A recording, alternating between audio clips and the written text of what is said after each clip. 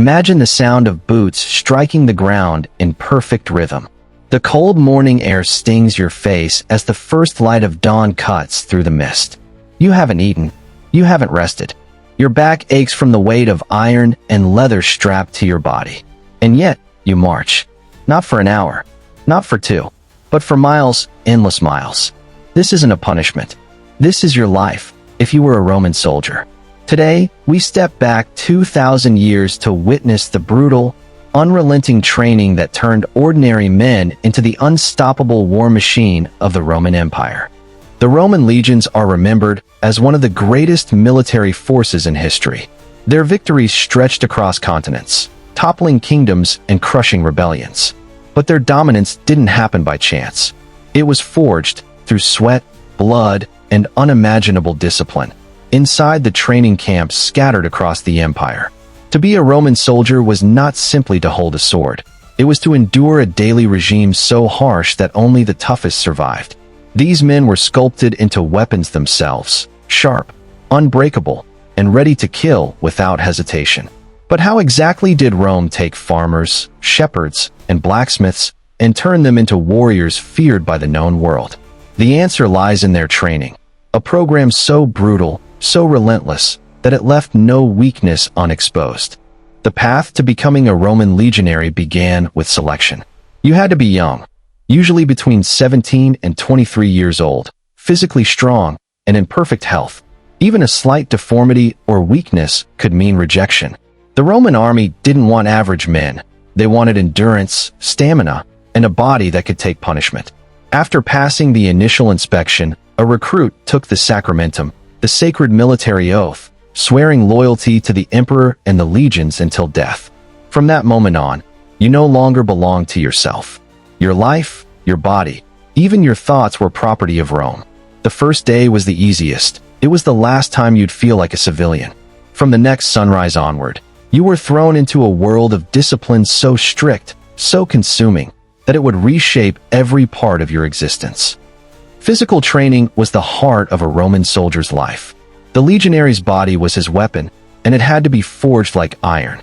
The day began before dawn with a forced march, up to 20 Roman miles, or about 18 modern miles, carrying a full pack weighing around 45 kilograms. That's heavier than most modern military gear. And this was only the warm-up. Once back in camp, soldiers moved on to weapons training.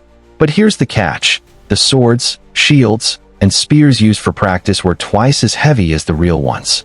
A wooden gladius might weigh 4 kilograms, making every strike a strain on the muscles. This meant that when a soldier picked up his real weapon in battle, it felt light as a feather, allowing for faster, deadlier strikes. Running drills, jumping obstacles, swimming across rivers, and lifting massive stones were all part of the daily grind. There were no rest days, no excuses. Weakness was not tolerated.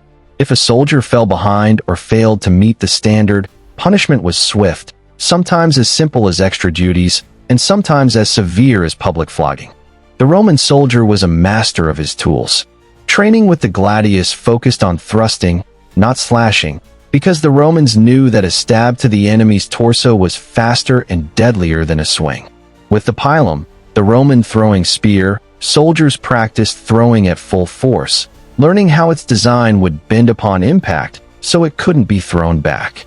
The large rectangular scutum shield was more than defense. It was a weapon in itself, used to bash enemies in the face or chest before delivering the killing blow.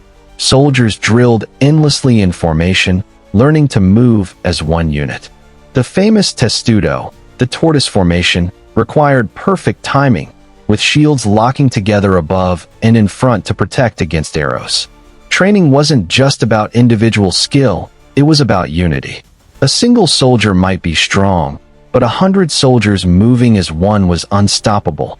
The Roman army's discipline was legendary and terrifying. Disobedience, cowardice, or even minor mistakes could result in severe punishment. One of the most feared was decimation. If a unit was guilty of mutiny or desertion, 1 in every 10 men was executed by their own comrades. This brutal method ensured that fear of the commanders was even greater than fear of the enemy. Every command had to be obeyed instantly and without question. Soldiers were expected to maintain their gear in perfect condition at all times. A rusty sword or a damaged shield could mean lashes or extra labor. The Romans believed that discipline and training meant survival in battle, and for them, survival meant victory for Rome. A Roman soldier was more than a fighter. He was an engineer, a builder, and a laborer. Each day's training included construction work. Soldiers learned to build fortified camps from scratch in just a few hours, complete with trenches, wooden palisades, and watchtowers. They were trained to build bridges, siege engines, and roads, often under the same harsh conditions as their marches. This not only kept them physically strong, but also allowed the Roman army to move and strike with unmatched speed. Their camps were so well built that even temporary ones could withstand enemy attacks for weeks. The combination of combat skill and engineering mastery made the legions a force that could fight and survive anywhere. Roman training didn't stop for bad weather. Soldiers drilled in blistering heat, freezing cold, and pouring rain. They were expected to fight on empty stomachs and march through the night. In fact, night marches were common, designed to accustom soldiers to the exhaustion and confusion of battle. Every exercise was meant to prepare them for the chaos of war. When they finally faced an enemy, nothing came as a surprise. They had already endured worse in training. Before a recruit could be fully accepted into the legion, he had to prove himself in large-scale war games. These mock battles were fought with blunted weapons, but the blows were still real and painful. Entire cohorts would be pitted against each other, simulating siege assaults, cavalry charges, and open field battles. Victory meant pride and honor. Defeat meant humiliation and more training. By the time a soldier passed this final test, his body was hardened, his mind unshakable, and his loyalty absolute.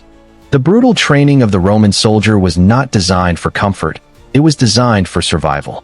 Every mile marched, every swing of the sword, every drop of sweat and blood had one purpose: to make the legion unstoppable.